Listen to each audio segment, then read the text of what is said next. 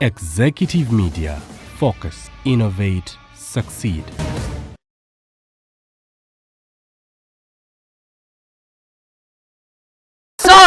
Subira buli omu ali bulungi kamera nkula. Akulindemu omuntu bw'aba akola mulinde. Wadde ogamba ki wamma? Kasubire nti muli bulungi. Shamye Manja ly'erinnya lyange. Oli ku Executive Media subscribinga bw'omala olikinge.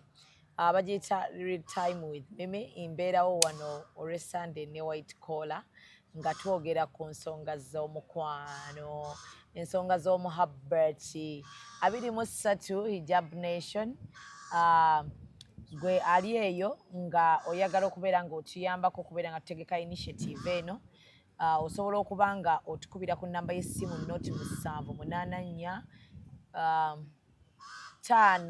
592 ate tubeere nga ate tuwayamu obeere nga otuyambako initiative eno egende mu maaso, kubanga twagalira ddala okulaba nga abakyala tutereereza ddala mu bintu bingi nnyo n'okubeera nga ate twepushinga wano na wali.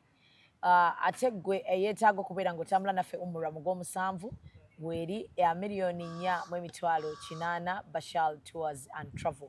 Beera ng'otambula naffe tugenda kubeera nga ate tukubudaabuda bulungi nnyo. Kubeerako ensula, okutambula ne visa.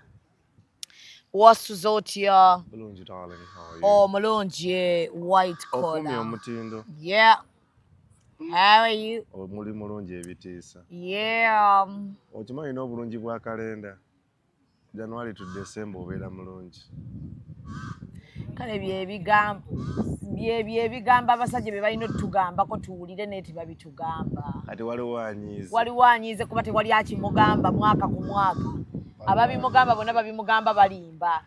Namugamba jje. Yeekoza bwekoza. Yeekoza bwekoza.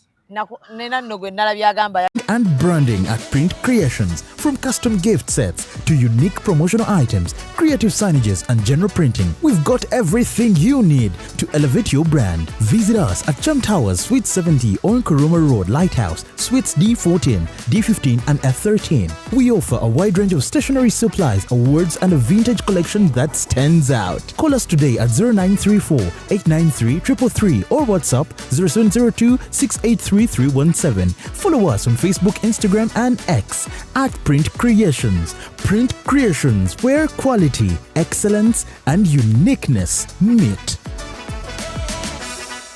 Agalayo omusajja amusomera novo. Namulabye. Naye nayiseewo obuyisi saanyeze. Nga tolina gasoma novo.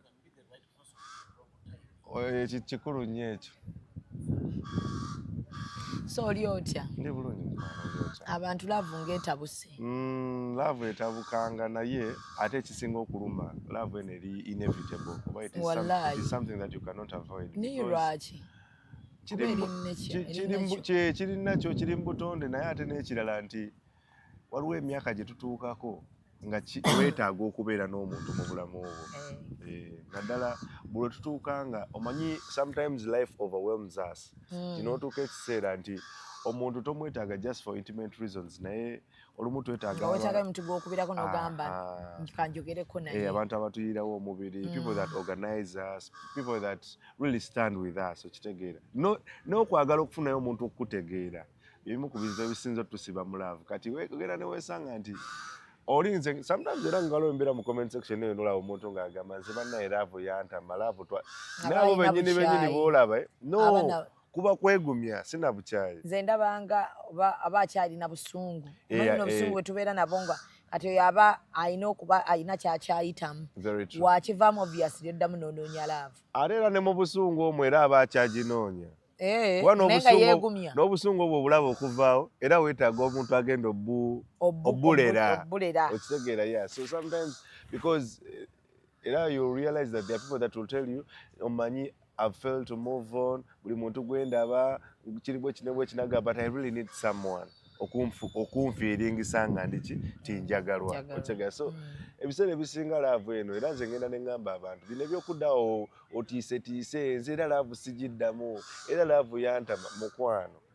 Laavu eno girenge. Laavu ogiwamu buwi kadde n'ogamba ng'omuntu kampumulemu ku laavu nsooke nemekola nsobi ate ateera kateri kisinga kukozesa abantu nsobi nga kubeera nga goli awo olava ogigoba n'olaba abatijja bannange ngeyo ogobangobe namiggo n'owulira nga toteeredde n'ogana naye nnyina ogiddamu ate bino ebintu bya lava wayo bituuka nga byakulagako byakakasa batya omuntu atokesa nagana naye olaba ne gundi kati nze waliwo olunaku lumwe nali nnyinako wendi nendaba bano abantu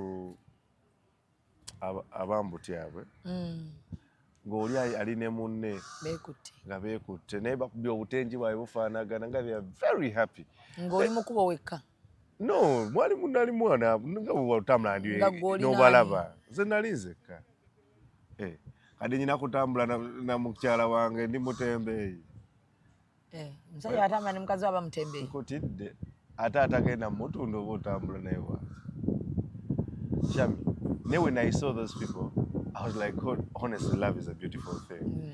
They were happy. Tebagala kumanya oba kitegera. So omukwano guno yena gwoli eyo nga gukuzoganyizaamu ng'owulira nti tolina ssuubi mugo. Give yourself time, heal, leave the past and get to enjoy love again. Kyetaagisa. So olwaleero olinayo kange ki? Omanyi abantu lino bayiga bye wayogera ebyo. Nti abasajja bakowanga mbe basembifuba abasajja banyiga love is a burden to men it's an achievement to women nange nabirabye abantu banyize naye ate mwana wattu zakasinga okunsanyusa kati bw'olabanga abantu nga beemulugonya nnyo kitegeeza message bagifunye when people react to something kitegeeza obubaka babufunye nti newankubadde buyinza okuba tebubafevalinga nga yebabwagala naye nga baba bubatuuseeko exactly so omayingeeza nnyo njagala nnyo session zino tuzikozesa okubeera nga tu reaching out ku bizibu abantu abasinga bye batera okwencounteringa kuba ate guno omukutu gulayibwa abantu bangi ekitegeera so ebiseera ebisinga abantu bw'olaba mu comment section n'ebintu bye tutera okwogerako wano abantu bangi bagenda ne bagamba naye I'm dating wrong actually n'abantu abasinga bagamba ogenda n'osanga omuntu n'agamba naye bannaye Shamize oba nafuna musajja kikaaki abantu bonna benfuna baba bayaaye baba okitegeera but I think as therapists usually we want to look at the root cause of something before somebody dates wrong, what could be the problem? And I think the biggest problem is people are attracting the wrong people. Otegeera otya nti you are attracting the wrong people. Now, my attraction eno yabika bibiri. There is the cautious attraction and the uncautious attraction. The cautious attraction is the kwekwetega. Okitegeera. Ne mmanya nti okay nti nze ndi mukyala bwenti okitegeera njagala omuntu bwati musangawa I have friends edda bagendanga ku Africana awo Africana edda bange ng'abantu abaana bajjawo n'atuula awo n'afunayo kasoda naye ng'ekimulesa aze kufuna kihaji aze kufuna hajati okitegeera nyina mikwano gyange edda bagendanga waliwo akabala bakayitanga bubbles awo ekkololo nga bakugaba oba oyagala musajja muzungu mukazi muzungu olina okugenda awo now that is like you're conscious of who you want to attract kitegeeza weeteeka mu position ya attracting omuntu omuntu oyo but then also waliwo kye bayita unconscious attraction now omanyi bwe tuba tukola ebintu byaffe katugeze Shamimu oyinza okubeera ng'oli wano n'oyogera bwogezi nga waliwo omuntu eyo n'agamba njagala omukyalo oyo engeri gy'alizoningamu waliwo olutwambala omuntu naga njagala omuntu oyo engeri gy'akola gy'ayambalamu now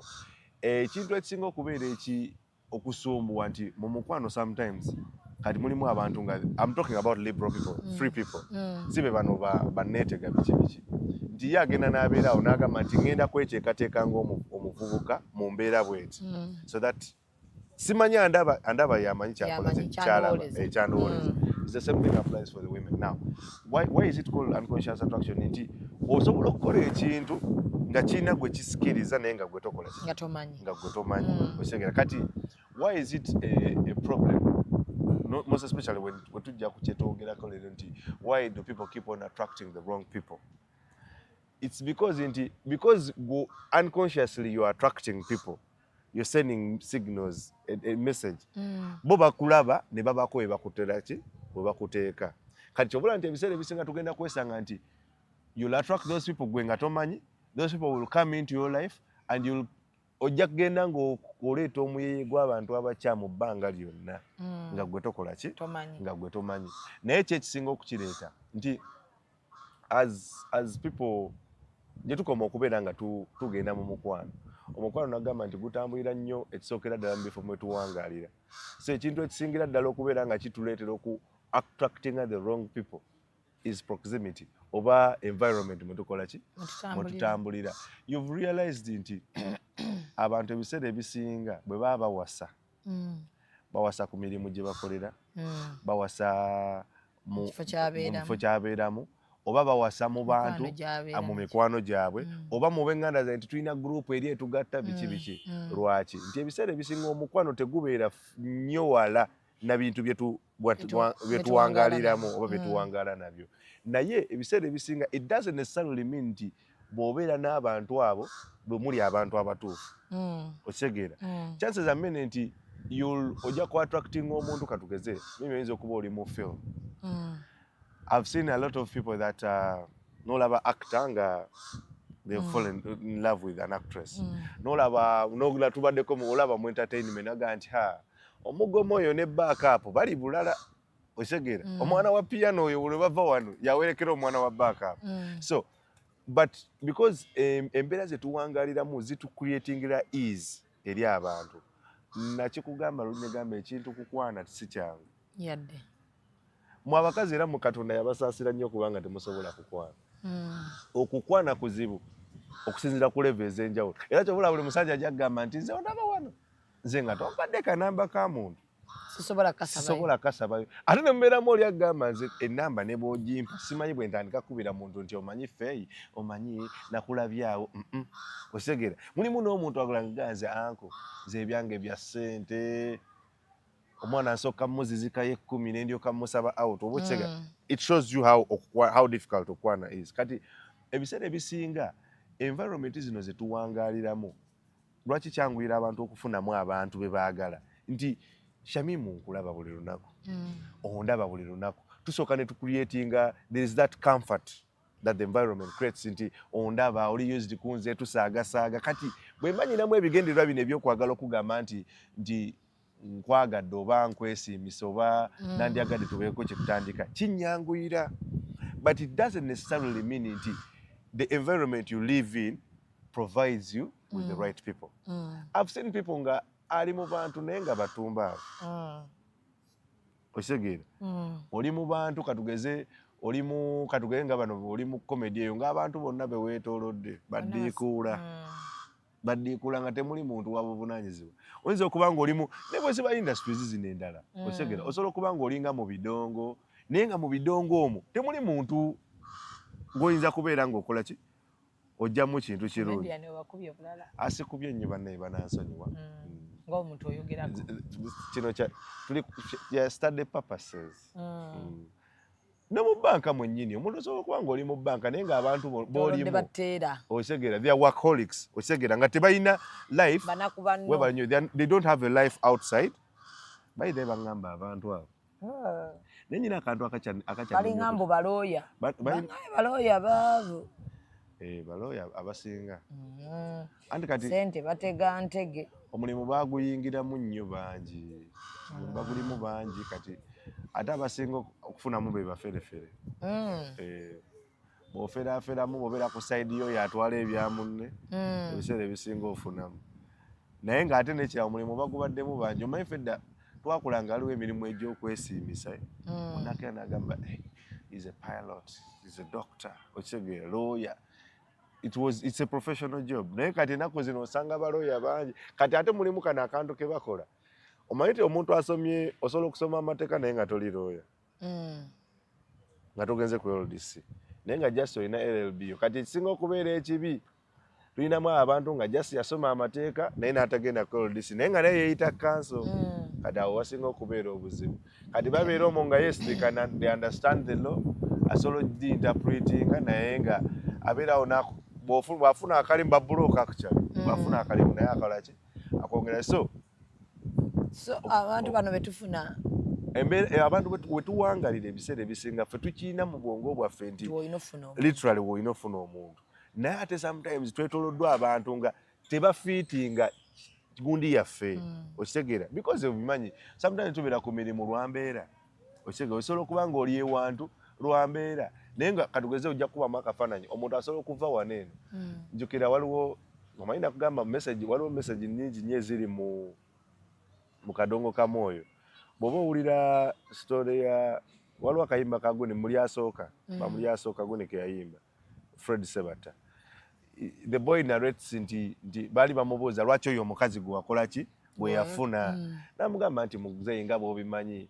emirimu gyakola ki gyantwala side eri mu mbeera y'okunoonya akawogo nafuna muntu waki weno tribe kati ntuuse nfunye omuntu wa tribe eno tutuuse nga ate bo bakola ki bali omwana akola ki asooka. Now you see the burden that comes with that nti n'ebiseera ebisinga kati olaba some of these things that we encounter, the cultural differences, because I've seen people that have chosen nafuna partner omuntu nakwagala naye nemulemererwa lwa cultural differences okitegeera nti ewaabwe balina emisoso mingi gwe togisobola okitegeera omusajja nagamba nze njagala omuntu ng'afukamira omuntu gw'ofunye ewaabwe culture yaabwe tebafukamira okitegeera kati nemulema kagawo n'otuketsa noga nendayika na datinga muntu mukyamu naye nga ekisinza okuleetera okulowooza nti wa datinga muntu mukyamu oba olwaki wa attracting omuntu oyo nti embeera gye wali owangaaliramu nti wava wano n'okufuna omuntu oyo oba okitegeera so it is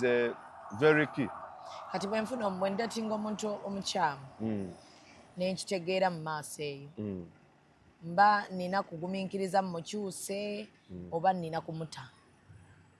Now ebiseera ebisinga nze nkigamba nnyo abantu mu relationship tolwana kukyusa muntu.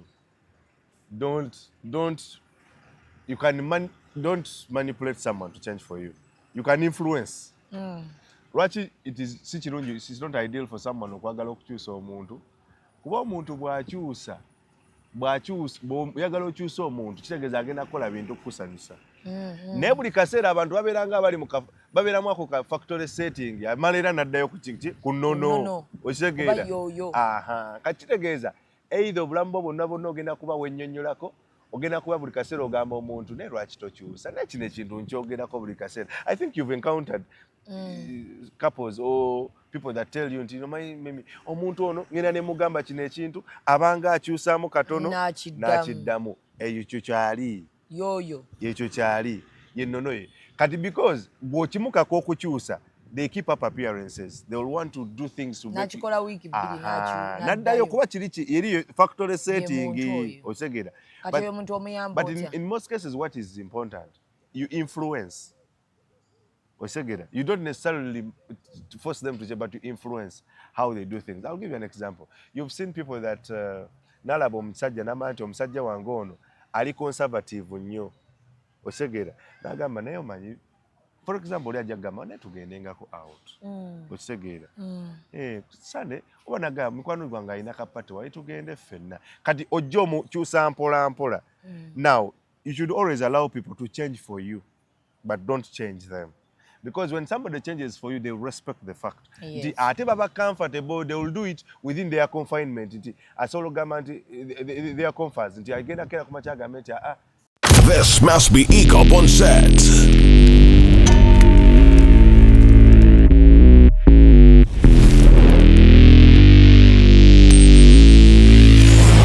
The Lane soldiers are in place.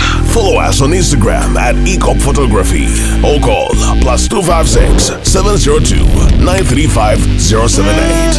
Don't forget, they do it smart. Book with us today.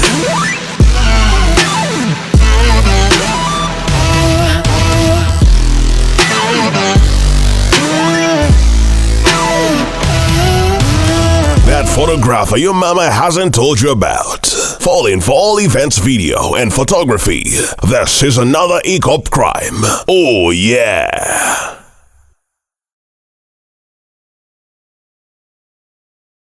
Kino nkikoze kuba mami njagala abeere happy. Kino nkikoze kuba omwami wange njagala abeere happy. So ebiseera ebisinga when you have someone try to influence. bwe bagaana okukyuka si can I tolerate kye bakola because kankubulire Shamimu teogenda kufuna muntu ku nsi ya Mukama eno nga ali 100 ku 100 nga bw'okola ki nga bw'oyagala oyo taliiyo era kino njagala nkyogere kamera buli muntu ali akitegere fenna gye buli bantu betudeetinga abo buli muntu alina obunafu bwe alina n'amaanyi ge but in most cases it is good to thrive on somebody's strength to cover their weakness.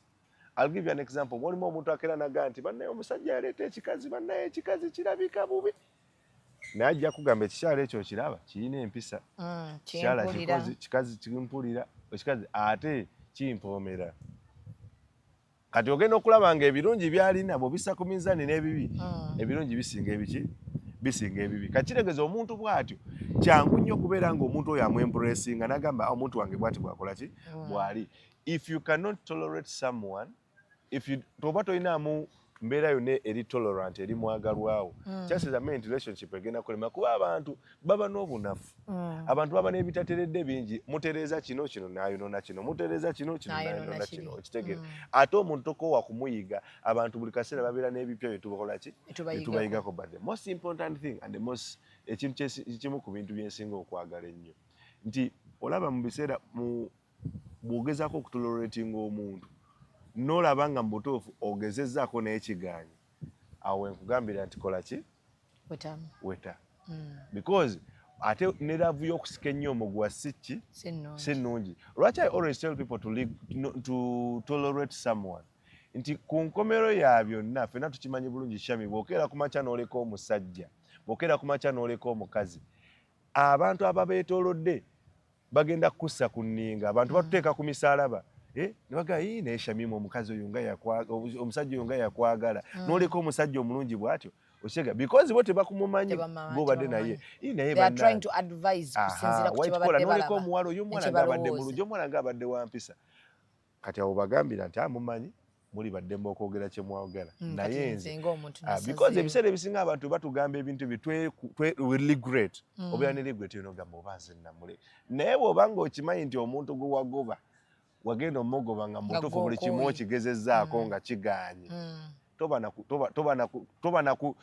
na nsonyi toba na regret toba na kwejjusa mu mbeera mwogere naye nze nkola ki ekirala ekizibu kye tusinga okubeera era ekituleetera okubeera nga attracting the wrong people is the similarities ze tubeera n'abantu abamu.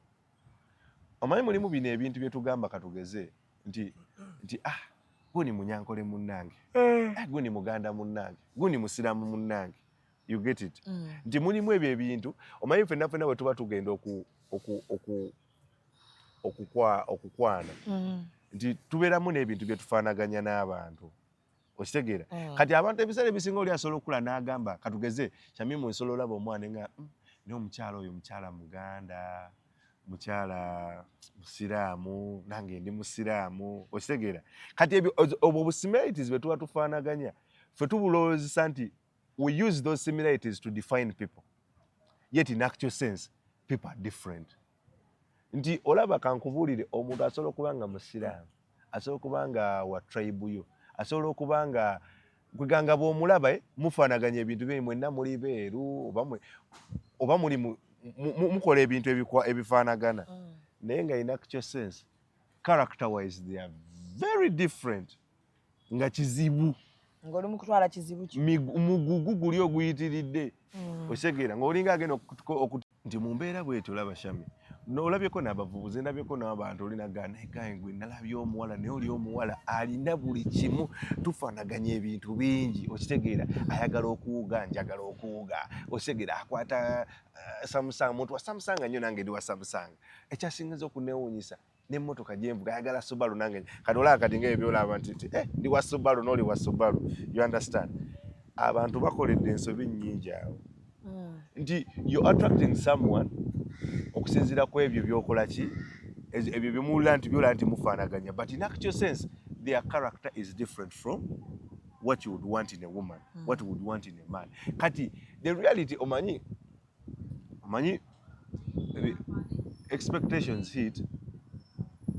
expectations hurt when reality hits kankabaddiremu expectations hurt when reality hits osegera lwaki nti oluusi tubeera ne bye tusuubira mu bantu naye mu buli mbeera Shamim reality sets in.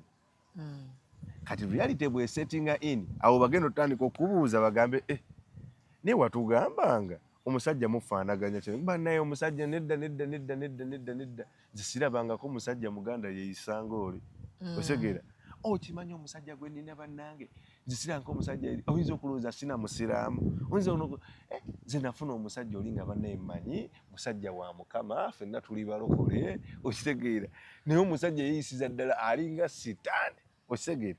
So White Collar nina ekibuuzo kye njagala okubuuza. Who should initiate a talk nga muli mu lusirika? Ani alina initiating talk nga muli mu lusirika? Alina oku-initiating talk nga muli mu lusirika ye muntu gwe basiriikiridde. Gwe basiriikiridde ani aba asirise? Waliwo okubanga abantu bonna basirise. Nina abantu bemmanyi waliwo omuwala mpeereza message mami mbadde saagala gyogerako naye ngenda gikuwa. Naye agamba bw'agenda mu lusirika like bawa akola ensobi ne yeetonda ne ku nsobi ezo neziziye ne bwe bamusobya oli talyetonda bwe bagenda mu lusirika oba yeyanyiizizza oba omwami yeyanyiizizza y'alina okuyita olusirika olwo waaba taluyise kati bali mwezi eki message ngenda gikuwoza bali mu myezi 3 kati ku luno yagaanye kyova olaba batuuse mu 3 kuba bulijjo mbu basirikanga weeks ku luno yagaanye ne bali kyokka bafumbo balina abaana 2 omwana omu myaka 6 omulala myaka 2 bafumbo. Shamim nakugamba luli ojuka twayogera ku silent treatment nakugamba omuntu yenna atandika olusirika tayagala lukwe because it is emotional abuse. I told you oli akikola nga akikoze kigendere kulumya kitegeeza yalutandise bw'oba osuubira nti alutandise agenda kubeera wakugambe nti omanyi twogere ku kintu kino tagenda kikola naye gwe kirumya gwe olina okukola ki lwaki naye kati olaba eno message yonna aludde ng'akikola anti kati olaba ebiseera ebisinga nakugamba nti Shamim buli muntu mu relationship buli muntu aba ne weaponi ye gy'amanyi enafuya omuntu we okitegeera nti kati I'll give you an example abasajja tukozesa nnyo weaponi ya provision yeeyo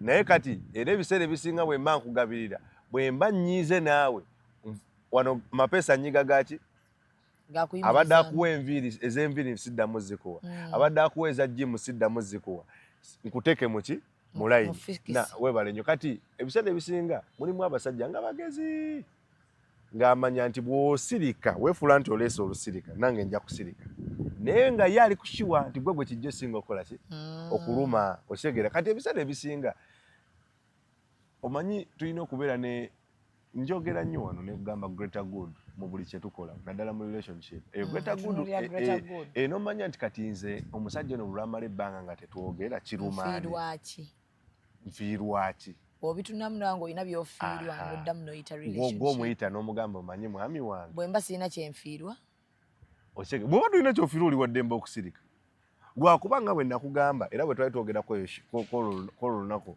omulama nagamba nti sometimes waliwo omutuuka ebintu ne bisoba okitegeera omuntu naaba nga alina embeera gy'ayitamu n'atuuka n'emusukako n'abeera depressed olw'okuba nti gweokoze ki osirise because communication is very paramount in the relationship naddala ng'abantu mubeera mwembi okitegeera kikukakatako okumanya omuntu ayita mu mbeera ki mu mbeera eyo yogamba nti muli mu lusirika lwebajjo omukyala we lwajja okuwa omukisa omusajja amuli ku mulimu amuli obubi mu mbeera eyo ng'ogamba nti omusajja kansirike otandika okuleeta mind ye okubeera nga accommodatinga weird thoughts nti mbadde nyinamu omuntu nyinamu akawala baleeta akawala ku mulimu awo nkalaba naye kati situation yono omuwala mbu yayogerako naye n'amugamba nga omuwala oba yabala bali mu lusirika n'amugamba nti kati n'amugamba twogere bino mbikooyo ni n'amugamba gwogenda beera bwotyo ng'oli muddu wagala oli muddu awo anti kati olaba amukozesa ku mulimu gwe anti kati olaba sometimes obula nage nti sometimes ebigambo nga ndaba biruma nnyo it is important it is important okumanya root cause y'ekintu. Now the whole problem is not even Lusirika. They have a bigger problem. Nti ekisookera ddala alina omuntu atamuvaluing, atalaba wafi alabira ddala ng'alinga muyamba. Webale nnyo kankubulire olaba nze ngenda nnyo nkyogera nnyo nembeera ku radio eyo nti words muntu akukuba oluyi leero ne luwona, naye Shamima omuntu asobola okugamba ekintu obufumbo bwo bonna n'otakyerabira. Omuntu asookera ku makya n'akulangira oba n'agamba nakusanga olina kaki ewammwe muli banaku. Okisegera ekintu ekyo ne kikulume relationship oba obufumbo bwo bonna ba relationship eyo yonna because olaba words re-echo like obulumi, olaba obulumi bw'ebigambo. You know words break people. Nti omuntu osobola okubeera omusajja omuntu n'agamba ekintu n'agamba naye gwe oli munaku ne bw'obanga otudde mu benzi nga yiyo ojjukira obunaku n'ojjuka n'ogamba gwe akasajja kannangira obunaku. Ebigambo ebyo bifumita wala words. Omanyi ebigambo bikuba wala abantu. Kati omuntu olaba nga alina a series of verbal engagements zabeera nawe naye nga ziri z'amaanyi nnyo, akukuba kino akugamba kino, bw'oba ng'oli muntu eyeebuulirira Shamima osobola n'ogamba naye omuntu ono wano wendi si watuufu. Yes, omanyi kankubulire nze kisinga n'okunnewunyisa by the way. Nze omu ku ba relationship therapist ndowooza abagamba abatazibuwalira kugamba muntu nti move on. Because when you assess n'olaba kiringa mulimu omulimu ogufuukira omulimu gw'olaba mutuufu omuntu gugenda musuula weebale nnyo naye nga bw'otunula nga n'obulamu bwe bwennyini buli ku matiga. Kati nga ne bw'aba azze kukwebuuzaako Shamima ogenda mugamba mazima gali nti omanyi si ka mulimu neekola ki vaawo. Abantu kankubulire ebintu incidences ze tulaba ennaku zino eno ne tulaba abantu nga beetise. Abantu bagenda ne bazitunuulira ne baga mukazi alina omutima omubi, omusajja alina omutima omubi yasse munne. Naye beerabira nti kino ekintu kijja kizimbibwa. Okisegera kijja kizimbibwa. Omuntu okutuuka okwagala okufumitafumita munne ebiso. Okisegera ennaku zino njagala weebuuzemu ekibuuzo Shamima. Nti tukeera ku makya omuntu n'agamba nga bw'akwagala n'alaga ensi yonna nti gwe muntu asinga okwagala okufiirako n'okukolera ebirungi.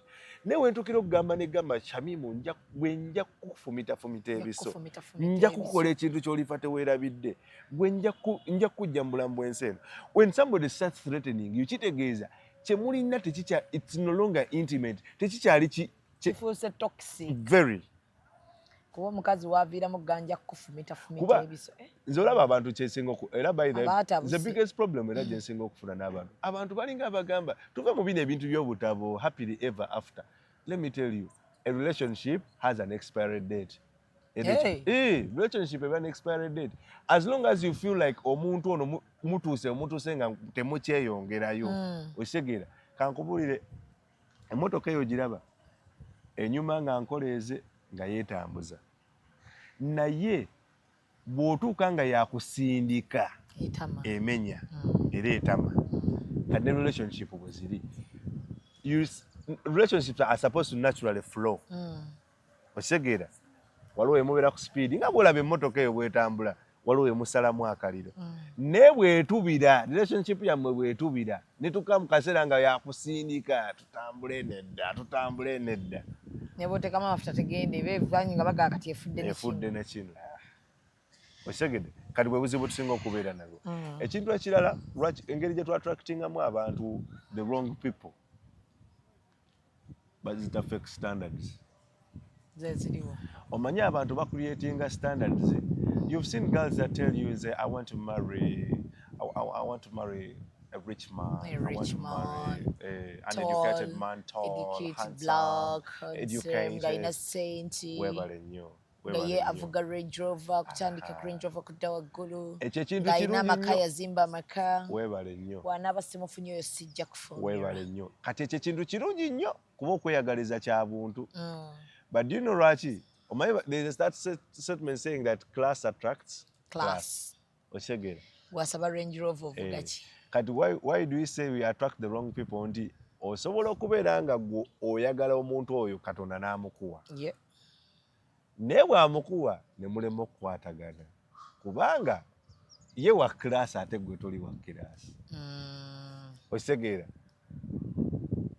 oli mukazi olina omusajja akakadde si kizibu kye. Okitegeera obadde ne buno obuzibu buno obw'okubeera nga osabiriza nnyo omusajja n'otandika omuteeka ku nninga yakusuubiza emmotoka n'otandika kubanja mu mangi naye ng'abadde simple naganze emmotoka ejja mugwakuna manne emmotoka nga tetuuka kati nti mulimu abawala abeerawo n'asaba omusajja omugagga n'otuukayo Katonda n'amukuwa n'olaga empisa z'obunaku zonna n'ozikuŋŋaanya. Okitegeera n'okola ebintu eby'ekisirusiru. Nze nyinawo omuvubuka yaŋŋamba yagoba omuwala naye kyamugobesa omwala kyali ekintu eki muwala yajjanga ewaka n'asena emmere. Okusena emmere kyeki anti kati mulimu bano abavubuka abagula ebintu in plenty n'agula ebintu in plenty najja n'asena ku muceere atwaleka natandika osena ku muceere biki namugamba ebyo ebintu byo namugamba olaba ebyo ebintu byokola si bya ddala namugamba if you oyina omuntu eyeetaaga okitegeera ŋŋamba nsobola okukuwa kasente n'okola ki anti omanyi mukwano gwange ku hostel biki namugamba no they don't do things like that. Ojja gaba ebintu by'omunju byonna obikole ki obimalewo. Many girls do mistakes when they fake life, when they fake standards because batuuka nga standards zetu basobola zikola ki zimaintaininga ate teri kintu kibi bannaye nga muntu wanabi omuntu nga fakinga obulamu asumbuwa nnyo kuba tasobola bumaintaininga. They lack that consistency. Now when you lack the consistency omuntu atandika okukubamu ebituli bw'atandika okukubamu ebituli atuuka ekiseera n'agamba omuntu ono si ye muntu omutuufu gwe nali nnyina okubeera naye. Kati kyova olaba nti omuntu ogenda olaba n'ofuna ku peegi y'emu ogera kino tekituukirira ate ne mudda ku kirala nakino kitatuukirira ate ne mudda ku kirala ate ne mudda wano ate bwakugamba kino kugamba nga standard zakugamba ate mu bikolwa bye tiziri. Webale nnyo ne bweba mboozi yennyini kati abantu abawala bookeza mu mboozi eyo okitegeera ojja n'olaga omusajja wano nti gwe oli wakabi n'agenda n'ayogera n'akugamba ebizibu bya naganyinamu ebizibu bya $10,000 ejja $. Gwe n'ogenda n'oyogera ebiboozibozi bye ebyekisiru okitegeera noga kale nnyinayo wali eri naye olowooza nze nsobola okufunayo omuntu atuwolayo $5,000,000 omusajja alina ekizibu kya $10,000.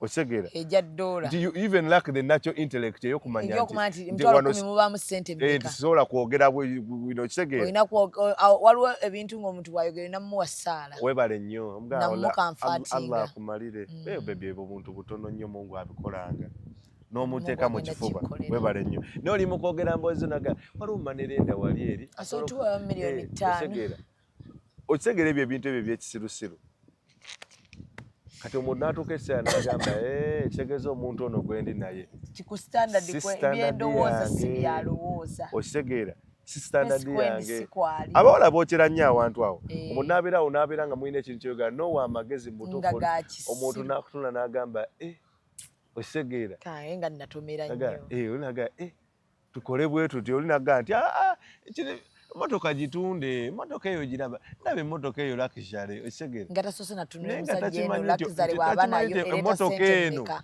si lakishale kuona omusajja gw'oli naye because kuona omusajja yekola sente you understand era ekitiibwa kye yemuwesa ddiiruze exactly kati kyobulaba nti omuntu oyo agenda kuva mu bulamu bwogaye but I keep on attracting the wrong people because you're faking the standards you're faking class nti byoli olina kubeera n'abantu bo beeyo mu nkwero naye weesibye ku bantu abaki emboozi ze banyumya musajja anyumya akawunti nabaddeko ne $3,000,000 banyumye kino ate biki ate simanyi nina okwongerako $4,000,000 nga 4 webale nnyo oyagala contributinga ku mboozi webale nnyo lumu ngamba abawala ebiseera ebimu omuntu onyuma osirisa webale nnyo era by the way women you need to be good listeners sometimes abasajja tebaagala nnyo nakigaya abasajja tebaagala nnyo omuntu ayogera nnyo listen omanyi nti n'okuwuliriza being a listener is a gesture of submission nti omuntu okumuwuliriza there are men that just want obeera awo akubuulira ebizibu bye owulirize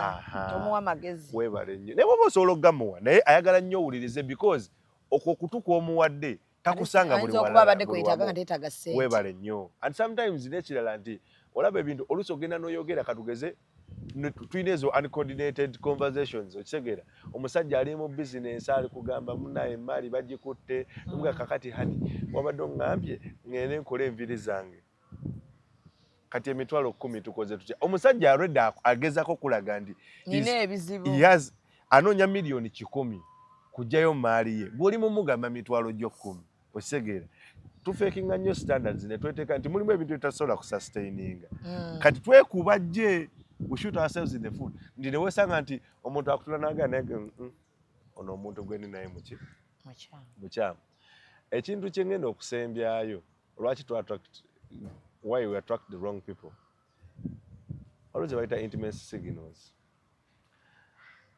nyingi naye zisinga ziri mu communication jukira communication eri waliwo eri verbal n'eri non-verbal naye osobola okubeera n'omuntu Shamim noyogera ebintu n'alowooza nti omuntu ono ye muntu omutuufu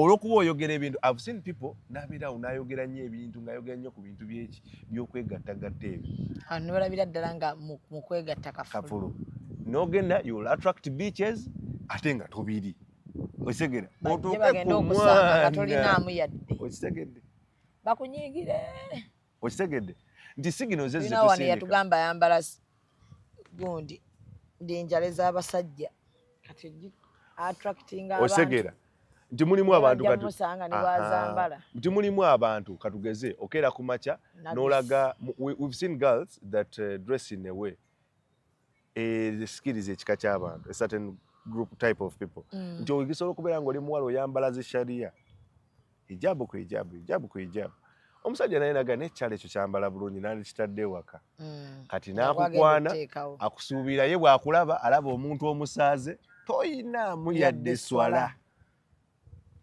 bw'akuteekawo alaba omuntu ow'empisa alaba baaziina olemedde ku TikTok olumanyinza obutakunyega n'agiyimirizaawo emboozi n'ogyeyungamu mubadde olwo mubadde ku Zuhuri ne asuli neeyingirawo n'osigala ng'era oli kazannyo n'amanya nti swala temuli nawasa kakaya okitegera weebale nnyo nti tulina ennyambala gye twambala nesendinga the wrong messages okitegera mulimu abantu katugeze nze I've seen people that dress nayambala mu ngeri erowoozesa nga bw'ofusanga bano abantu ab'amangu okitegera nagala omuwala bw'atyo okitegera najja omuntu n'akukwana ng'alowooza oli bano abantu abangu ab'okukwatamu amangu n'akuteekamu obudde bwe n'akukwatamu natuka n'amala n'akola ki n'akuta because you sent the wrong message the wrong signals ekirala negino ebintu kati mulimu abantu kati mulimu abawala nze ntya nnyo bano abawala n'awummula amatu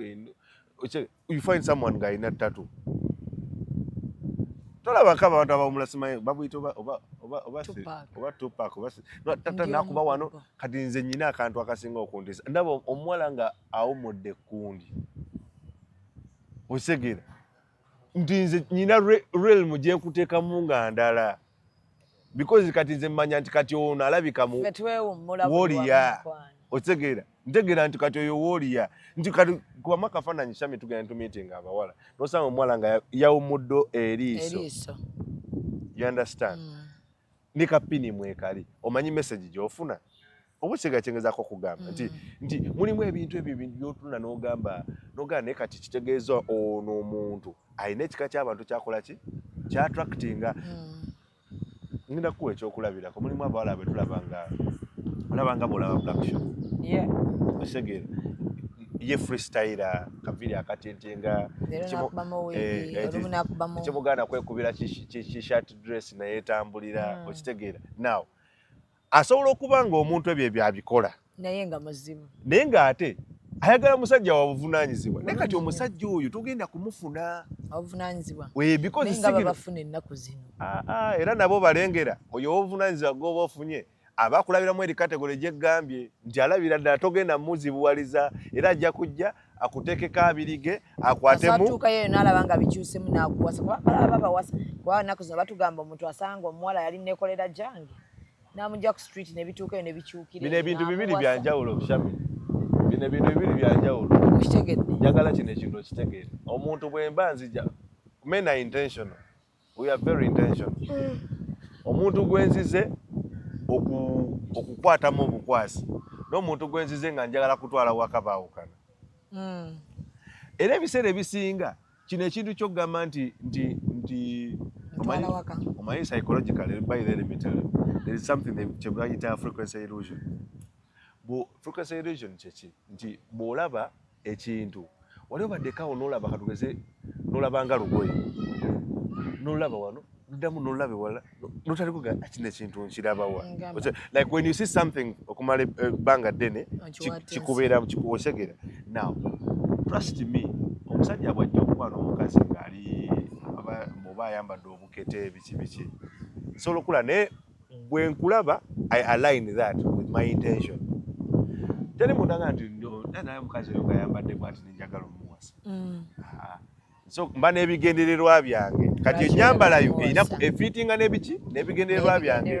Lwaki kikugamba ekintu ekyo Shami nti osobola okera ku makya Shamimu leero omuntu n'akera ku makya n'akugamba nyinayo omukyalo ow'ewaka ow'emikolo mukyala wange wa mikolo ow'emikolo naye naawe nyinayo no gwe mmanya nti bwe tunayagala ogendako ku biiki bwe mba njagala kubeera mu apartment awo tusinikemu ebinyo tubeereko awo ayitawo ng'ali bukunya njagala kusinikanga binyonzi gola weebale nnyo bwe nkulaba tomteekamu ebintu ebya serious njagala tusinike busirisi njagala tuseke weebale nnyo kati obiseera ebisinga nti omuntu asobola okubeera naawe mu eyo period yonna gwe ng'ogamba banne nafuna omusajja mulungi anjagala naye ng'omusajja oyo ango gyakulabiramu yeeri yabya kisiru anoonya muntu bwe mba njagala kati kankubule agawe mba njagala kati wummulamu kankubire Shamimu kati okimanyi nti Shamimu mulimu omusajja asobola okubeerawo nalaka TikTok video akasesa naye nga tasobola kukaweereza mukyala we bulungi nnyo nga mukyala we wa principles tasinika otegeera era nga bakiweza wataga kati bino biki ebyekisiru mulimu abakazi nga bali serious nnyo alimu akeddeyo sente zaabuzeebuze dda waliyo abantu nga bali serious ne relationship ng'omuweereza video ya Sozo yakuba bantu bbi osegeera ng'omuweereza video ya Sozo ajja kunyiiga jagala nekino ekisajja tekirina magezi kimpeerezaamu oti ng'ayingiza embuzi mu nnyonyi okisegeera naye mulimu ate omuntu bw'anaakamuweereza n'oli ajja kuweza bu emoji obusinika osegeera weebale nnyo naye waliyo omuntu ng'olina muweereza bintu by'amateeka bayisiza amateeka g'oluguudo bayisiza munnanga amateeka g'abaana kati ge baleese katolina kutambula ku boda nga tolina element nagamba informed wife osegeera naye kati gwe muweereza ebyekisiru weebale nnyo Kasuku ne Shamimu nakwanako ekiwala n'ekigaana naye gwe ddira oyogera ku bintu ebizima nekiŋŋamba ebizimba ojja bijja ku hardware nze siiti naye relationship bwenyuma nga musekamukko nga bwe nfuna ekinsesa nsobola okukubira ne tuseka bwe tufuna ekiri sirias era ne tukubira ne twogera sirias naye nga toyinza kubanga omuntu olumu olina okubaako ddiikuula laavu etambule naye buli obeera nga oli mutegeke eyo laavu ya ofiisi ennyo eyo etama laavu y'obutabo obwo okitegeera nti kati twavudde wano tudda wano eyo laavu entegeke eyo etama tejja kukola so basically abantu kye balina okumanya nti bw'oba nga buli lwofeiringa mu relationship because abantu ekintu kino twakireese lwa nsonga abantu bangi bakola ebintu ne bifeiringa mu relationship nakola ekintu kye ne kigaana okutambula n'agamba why do I attract the wrong people why do I date the wrong people nze ngamba nnyo abantu relationship buli lwegaana olina okukola postmortem yaayo tula ogambe bwe nali ne gundi nafuna ki lwaki ekintu kino kyagaana okukola omanyi sometimes ugenda tulowooza nti ekintu kiganye ennaku zino abantu kati mulimu abantu abatugoba nga takubulidde ensonga Shamimu somebody will ghost you okitegeera omuntu abula bubuzi okitegeera n'akuvaako kati gweyinza okulowooza yandeka naye bw'otatwala budde kwebuuza lwaki Shamimu yandeka lwaki omuntu ono yandeka ebiseera ebisinga ensobi ze zimu tuziyeetikka ne tuzitwala mu relationship ekola ki eddako nti let me tell you abaganda balina ensonga lwaki bagamba nti akugoba yakuwa amagezi ekyo statement eyina amakulu mangi amakusike okitegeera etya nti ebiseera ebisinga Shamimu omuntu aba yakeera ku makya omuntu bw'akugoba lwaki bagamba nti akugoba yakuwa amagezi not necessarily nti bw'akugoba ogenda kutegeera literally what they are trying to mean nti omuntu bw'akugoba you're going to sit down ogambe gundi lwaki yangoba. As you're looking for an alternative, ogambe kye kyalemesa by the way kirungi nnyo omutoto n'otuna mu relationship eno yagana lwaki yagaana because oluusi ffe tuba obuzibu olabe oba gwe olina obuzibu oba omuntu oli alina obuzibu. Exactly. Oluusi ffe tuba obuzibu nti you're going to sit and ask yourself nti nakabeera mu relationship nnya nga zigaana okitegeera. Then you're going to assess yourself as a person. Ogambe nze alina obuzibu, character yange yembi, attitude yange yembi oba. You're going to assess, analyze and evaluate abantu bobadde obeera nabo bali batya. Ogambe naye omanyi ndabika sisobola abasajja bali bwe bati. Osegeera kyeki kyegambye nti katogenda ndogera naye mmanyi mbadde n'abantu bwe bati naye sibasobola. Sisobola muntu ali bwati. Kati mu mbeera bwetyo ng'otandise okwekolako eyo self assessment ogenda kutuukesa ogambe kitegeeza nze ng'omuntu nze kati there are people oli naakugambye onaganze munnaye omukazi ali bwati simusobola omusajja ali bwati simukola ki.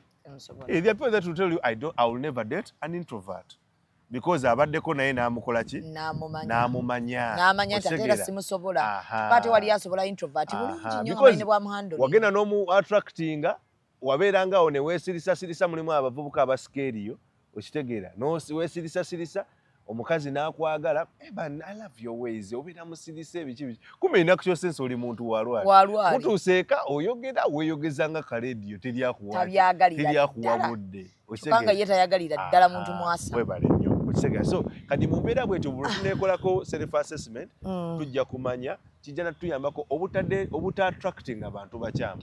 Bw'oba olina ekika ky'omusajja ky'oyagala okwa-attractinga weeteeketeeke mu mbeera eyabo b'oyagala. Ate bannayina nabo kirala kyenja okusembyayo Shami abaana ab'obuwala mulekerawo okufeekinga embeera because reality is going to set in. At the end of the day omuntu agenda kulaba ng'ekintu kye yali akusuubiramu osegera wali wampisa yakusanga ku akeedi wali ofukamira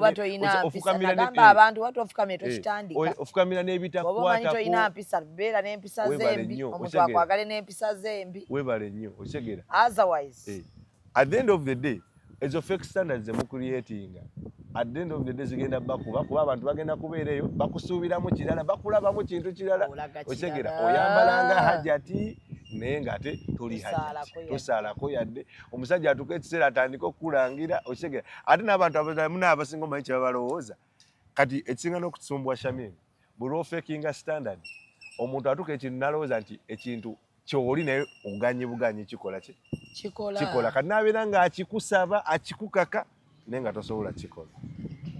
So katubeerekereze tubagaliza weekend ennungi olunaku olw'Essande olulungi. Munyumyeko n'abaagalwa bammwe bannange muve ku masimu. It's a Sunday. Quality time. Yeah. Ayagala white collar osobola okubeera ng'omunonyako ku TikTok account ye. Oyina Instagram. Yeah. Abdul White Collar buli wamu. Oba munonye ku namba y'essimu 0757 882 666. Musiibe bulungi mweraba. This must be ECOP on set. And photography. This is another ECOP crime. Oh yeah. I love it when you kiss. Executive Media. Focus, innovate, succeed.